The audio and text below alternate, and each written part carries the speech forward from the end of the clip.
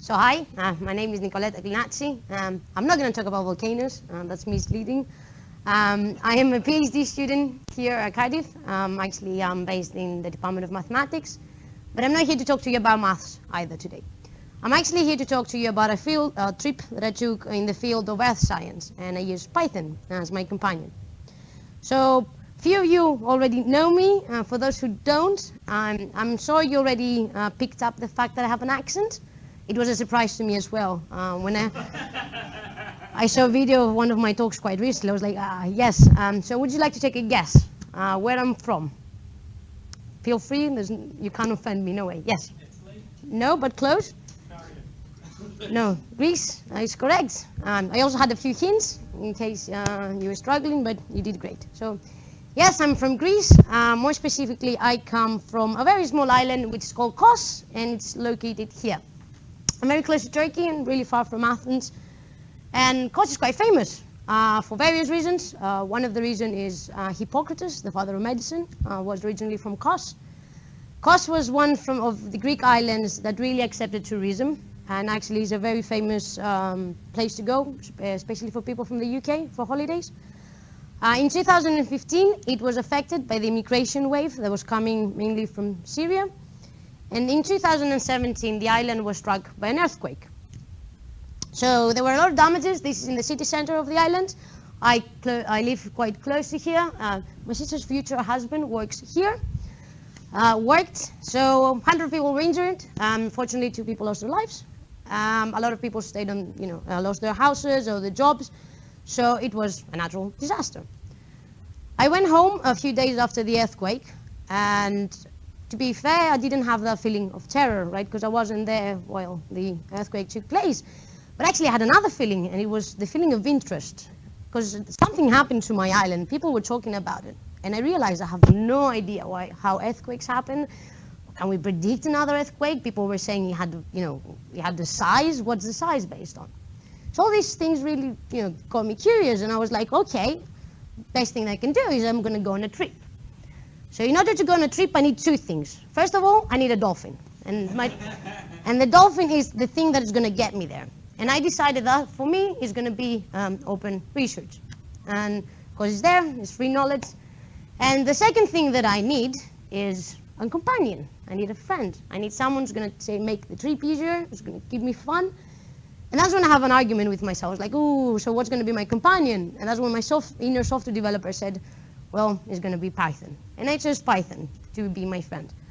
And it was quite funny. I'm in Greece, it's 40 degrees, I'm a beach bar, and I see that the deadline for PyCon UK is coming up, and I'm like, oh, I need to write a proposal. And the only thing that was coming into my mind was earthquakes, because I was there. And that's actually, I'm giving this talk also in PyCon UK next week. So I went on my trip. And the first thing that I went down to was like, okay, why earthquakes happen? So let's say this is Earth. The outer layer is something we call the crust.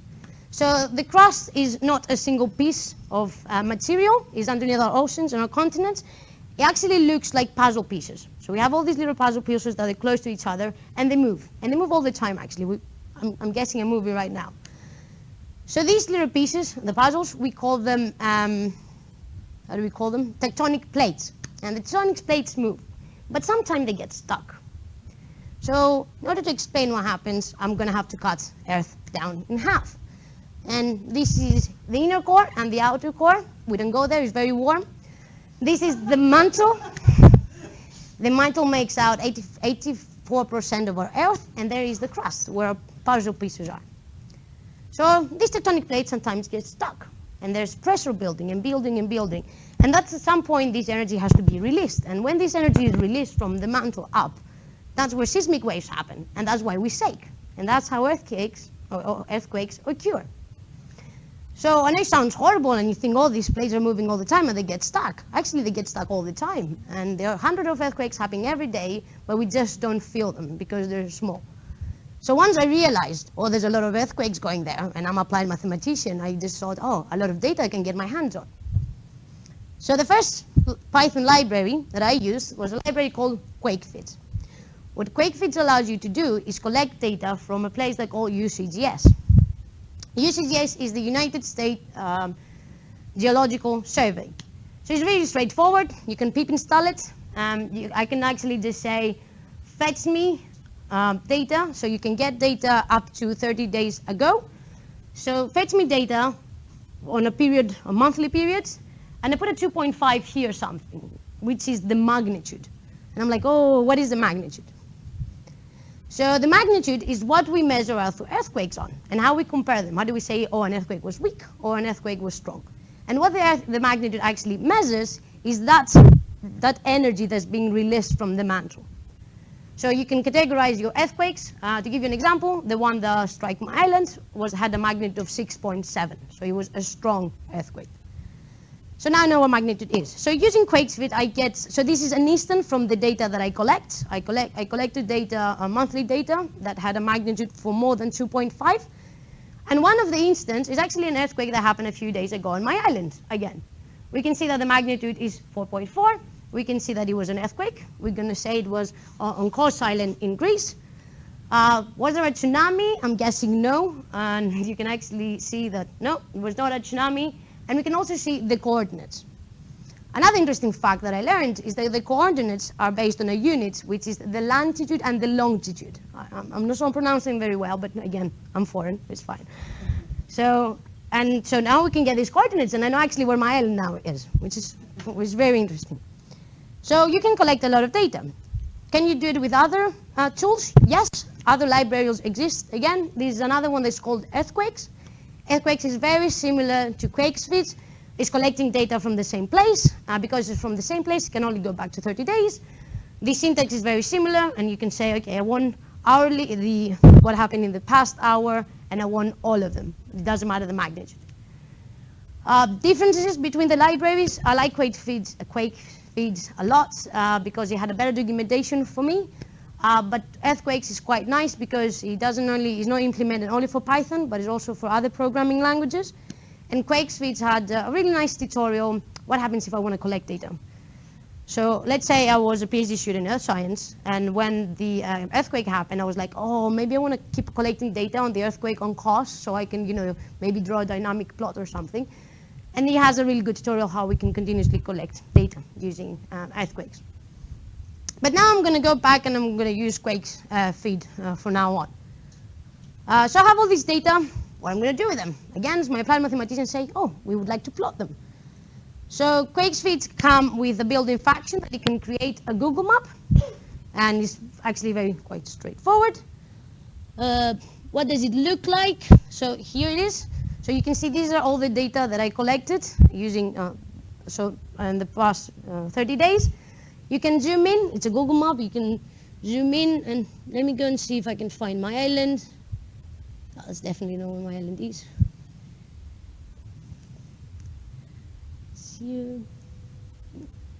Let me also put a little human on and see. So you can do everything. And I ended up in the beach, which I'm not sure where this is, but it's fine. So you can do this. But what if I want to create a more dynamic map? Because again, I was saying I can collect data over a period of time, and maybe I want to keep plotting them all the time and see all these changes. So that's when I said, okay, let's look for a visualization tool that works good with Earth data. And I stumbled upon Matplotlib Basemap Toolkit. This is a very good tutorial. If you're interested in the package, please take a look. So it's quite straightforward. The first thing that I do is I'm going to draw the Earth. And I'm guessing this plot is better than the one that I used on my third slide. It's very straightforward. You can get different projections. This is a projection of the sphere projection. This is the latitude and the longitude. I was saying, okay, I want to go somewhere I can see Europe. So here I am. The resolution is high, and I am drawing it. You can see that this is not very accurate. You can't see where the countries are. You can't get a lot of information. So I'm going to make it look a little bit nicer.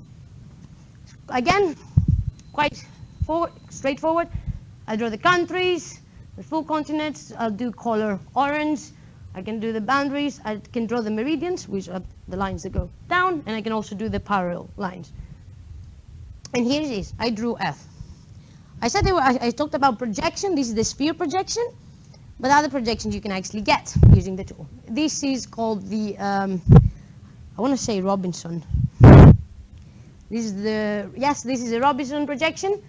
Advantages about this projection: you can see the entire map at once. It does have disadvantages, all projections do. This one is, it gets the sizes funny, the sizes are not very accurate. And actually the disadvantage about the sphere is that it cannot be hung on your wall, which I thought it was very good disadvantage. So now I have drawn the world map, but I don't really care about the world at this point. I care about my island, so let me zoom in. So again, I can zoom in, and I'm zooming in just by saying, okay, I'm getting the lower longitude and altitude, the lower point, the left lower point, longitude and altitude, longitude and latitude, and I'm getting the upper point as well. And here I am. You can see this is not very accurate, and I'm not sure if you can see, but my island is missing. And at this point, I'm a bit offended, but it's fine. It's fine. Why it's fine? Because I have the data. I have some data on the earthquakes that happen. So can I actually put those data on the map? And the answer is yes. So here are 2 earthquakes that happen on my island. But I told you that, not sure if I said it right, but the big earthquake happened in July. So how can I draw these earthquakes? I mean, it was just a few days ago. So this is another thing that's interesting about earthquakes. There are periods when an earthquake happens. We have the foreshock, which is the earthquakes that start before. Then we have a peak, which is the main shock, which is the strongest earthquake that is going to happen. And then you have the aftershocks. So what we're seeing here are actually aftershocks that are currently happening on Cross Island. Just to give you an example, we can explain these notions a little bit better, because quite recently there was an earthquake in Mexico. The damage was way bigger than what happened on my island, and a lot of people unfortunately lost their lives. But the data are quite recently, so I can collect a lot of data from that earthquake. So what we can see here is the foreshock period, is when the Earth is, when we're getting a little bit shake. Then we have the peak, which is the main shock. If there's another bigger shock, then that is going to be the main shock again. So the main shock is going to be the strongest earthquake that's going to happen over the period. And then we have the aftershocks. So geologists say that, okay, once you have a peak and then you start having for a few days or a week and you start having smaller earthquakes, that's when the aftershock period is. So it's really good to get there. Why aftershocks happen? Well, the tectonic plates, when the energy is released, they move. So they start feeling a little bit comfortable. They're like, oh, I was fine just before, right? So they just slightly want to move back to their position. And that's why they move again and they go back. What's really interesting about this is actually geologists base the science on historical data, which is very close to things that I looked during my research. And I thought that was very interesting. And that one of the reasons is that geologists cannot predict another earthquake. They can say, yes, we know from historical data that when the peak happens and then a few weeks we get smaller shocks, that another peak is not going to happen, but it's Earth, it's nature, right? Anything can happen, you cannot predict it. So just to finish off, well, I have 2 things to say actually, not just to finish off. So I showed you before that I can draw the earthquakes that happen on cost, but now let's care about the world a little bit. So all the data that I have, I can plot them in the world map. What's quite interesting about this map is you can see that a lot of earthquakes happening here and here. Why? These are actually places where tectonic plates meet. And there's another 2 tectonic plates that meet, and they're actually here, which is near Greece and Italy. And that's why Greece also gets a lot of earthquakes. So that's things you can do by collecting data on earthquake and using the base map to illustrate them. And again, going back to, or if I collect more data, I can do maybe something more dynamic than this, right? The changes over a period. Just to finish off, there's another tool, another library that I stumbled upon, and unfortunately I didn't have a lot of time to play around with. It's called OSPI. So OSPI is a tool aimed for seismologists, and the thing that it does is analyzes these the seismic waves. So when an earthquake happens, we have this machine. I think you've seen it in movies. There's in a Superman movie, definitely one. It draws the waves. And so they can use this library to collect data, to illustrate them, and to analyze them. So yeah, it looks good. It has a really good documentation, and it looks well written. So a summary of today. Am I now an expert in earth science? No, I am not. Do I want to tell my supervisor that I want to change field? No, not yet. So the thing I want to I want to say about today is that something happened. Something happened that changed my life, changed my family's life, and it got me interesting. So there was something new I wanted to learn. Maybe you can, open books, you can go on YouTube, but maybe that's not enough for you. Maybe it gets boring for you. And that's where Python came in for me. It made things interesting. It made my life, it made my time reading those things fun. And I really enjoyed learning 10 things about seismology that I didn't know before. I also now know the coordinates of my island, which is really good. I know that base map doesn't maybe get everything right and is missing my islands, but my supervisor said that this could be a good PR, actually, to the library. So that's all I have to say for today, and thank you very much for your time.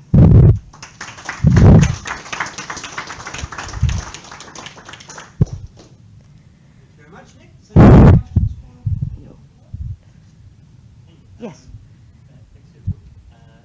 It sounds like quick feed and earthquakes are both wrapper classes for an API.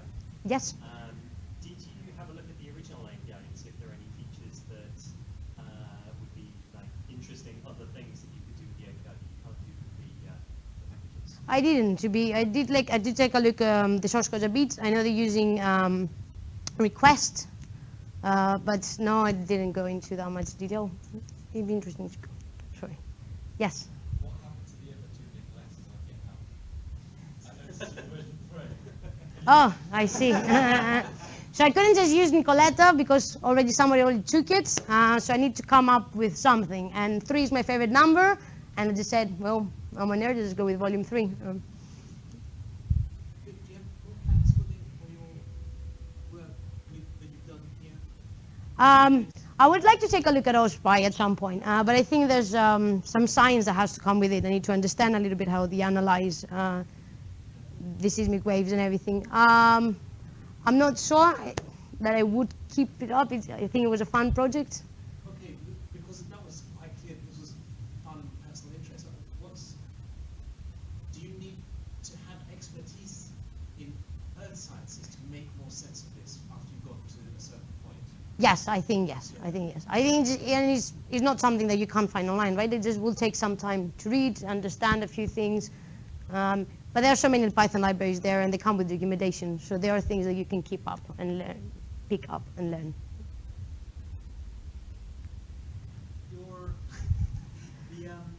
So you can get data from the last 30 days. Yes. From the API. Why is not all the data available? So I'm not sure. I did go to various websites online. There's also, because that was from the US, there's also one from the European one. I think they haven't really kept up updating the website. You can find data all the way back to 1994. But on the US SGS, whatever it was, sorry, it's not that they're not up to date, they're just too up to date. So are they throwing away the old data? No, I think they maybe want to make like a release, like when the aftershocks, when the earthquake on Cross Island, they say they finish, they want to do a release with the data, all of them, the analysis that they have, and things like that. Maybe they want to stop people from data mining, because it might. So this actually I have run into this problem, but not with earthquakes, but with asteroids and the service that provides information about asteroids. They have a big problem with everybody just Attacking the whole database down. Yep. That sounds argument. Any other questions from Barbara? Actually, I've got some. This discussion about lack of historical data, if you had that data, Yes. you'd be able to plot this stuff over time. And then we might see patterns emerging, like waves of events moving across. So one interesting thing is when our tectonic plates move, they sec the ones that are close to them. So you could probably see that if you were plotting after. So when the earthquake happened in Kos, there was another one that happened in Africa just a few days afterwards. And they say that all the tectonic plates are actually moving. They do hit the other part of the other tectonic plates. So maybe you could see something like that, the behavior of how earthquakes move, like they started from Kos and they could go all down to Africa. That would be an interesting thing to look upon. That's all. Thank you.